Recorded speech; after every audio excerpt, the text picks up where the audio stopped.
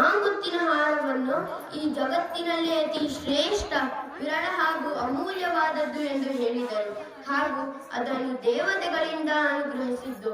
ಅದನ್ನು ಮಾತೆ ನನಗೆ ನೀಡಿದ್ದರು. ಅದನ್ನು ನಾನು ಈಗ ಪರೀಕ್ಷಿಸುತ್ತೇನೆ.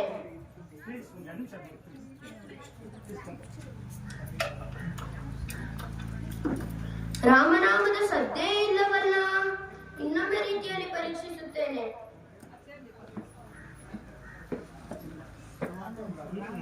ರಾಮನಾಮದ ಸ್ವಾದವೂ ಇಲ್ಲವಲ್ಲ, ಅದೇಗೆ ಇದು ಶ್ರೇಷ್ಠವಾಗಲು ಸಾಧ್ಯ? ಈ ಮುತ್ತುಗಳಲ್ಲಿ ನನ್ನ ಪ್ರಭುವಿನ ಯಾವ ಗುರುತೂ ಇಲ್ಲ.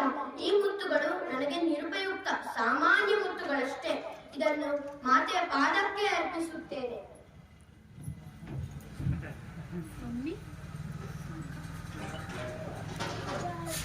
ಕ್ಷಮಿಸಿ ಮಾತೆ.